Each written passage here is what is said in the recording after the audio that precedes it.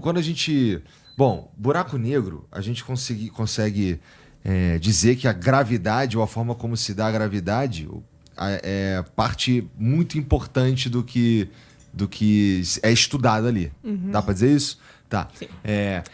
A gente fala que é basicamente, de novo, usando a palavra objeto, um objeto feito de gravidade, né? Mas gravidade... Gravidade. Não tem uma partícula da gravidade. A gravidade não é uma onda. Existem ondas gravitacionais. Ah. Então, assim, a gravidade, ondas gravitacionais até pode se comportar como uma onda. Assim. Tá. Então, como estudar um objeto que estamos falando de gravidade o tempo inteiro e a gente consegue... Não dá pra observar a gravidade. Não dá. A gente só sente ela, né? A gente sente ela. Mas assim, a resposta mais simples, mais curta possível não sabemos o que é gravidade. Essa é a resposta mais curta. Mas, assim, a resposta mais longa é o seguinte. O primeiro passo em direção a entender a gravidade veio de Newton, com a lei da gravitação universal. Uhum. Então, o Newton deu um passo importantíssimo. Inclusive, muita gente, assim, ignora. Tipo, depois que... Tem muita assim, mas Einstein provou que Newton estava errado. Não. Newton, assim, ainda permanece correto para mecânica clássica. Então, quando você não está em ambientes de gravidade extrema, como é o sistema solar, por exemplo, né? Ou, por exemplo, a Terra em relação ao Sol, Júpiter em relação ao Sol, que não é gravidade extrema...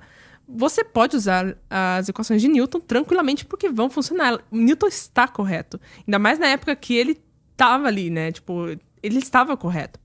Newton era fodão, cara. Não, ele era foda, assim. O Newton era...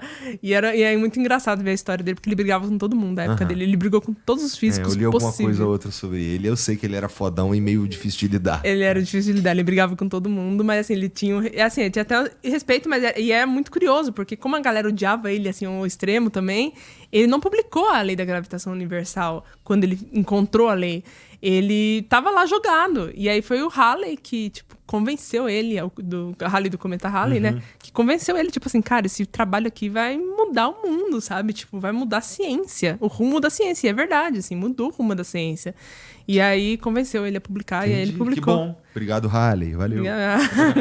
Não, ele sofreu depois um pouco porque o Newton começou a ficar um pouco obcecado com ele, assim. Sabe, tipo assim, virou meio dependente do Halley e o Halley teve que fugir. Assim, é claro que ele já tinha viagem marcada com a esposa dele, mas, assim, a viagem caiu em bom momento porque o Newton estava meio obcecado com ele. E aí ele foi essa viagem do cometa Halley, onde ele observou o cometa. Mas, enfim, mas Newton deu um passo muito importante.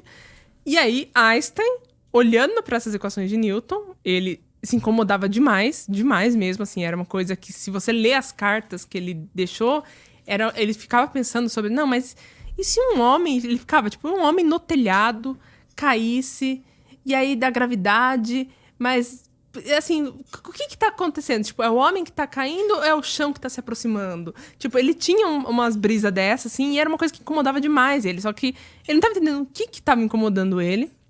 Aí veio a relatividade geral, que foi o segundo passo para entender a gravidade.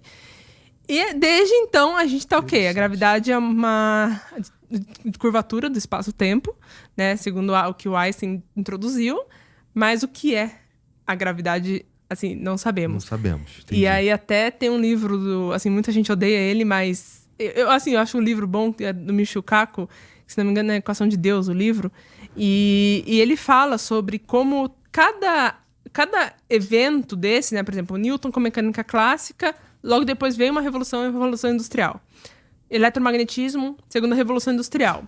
Mecânica quântica e relatividade geral, a gente está vendo a revolução tecnológica que a gente está vivendo até agora. E aí a discussão do livro dele no final e quando a gente entender a gravidade, qual que vai ser a revolução a partir daí? Porque, assim, o Maxwell, Faraday, essa galera do eletromagnetismo, quando eles estavam estudando, imagina, eles nunca imaginariam que a gente tá, tipo, uma tela, celular, tipo, eles nunca pensaram nisso, sabe? Eles só estavam estudando ali um efeito que eles achavam interessante.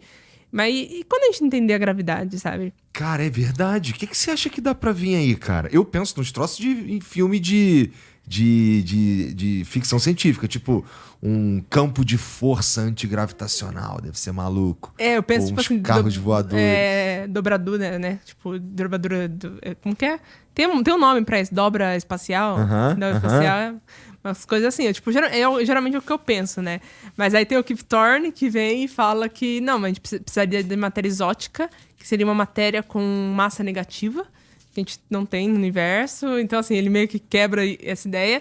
Mas, assim, o que vai vir, entendeu? Essa é a pergunta. A gente não consegue imaginar, porque... Imagina, a gente leva um celular, a gente volta no tempo, leva um celular lá pro Maxwell, quando ele tava fazendo as equações, e fala, então, todas as equações aqui que você tá montando, vai dar isso aqui, entendeu? Então, ele vai ficar tipo, tá, mas o que é isso aqui, né?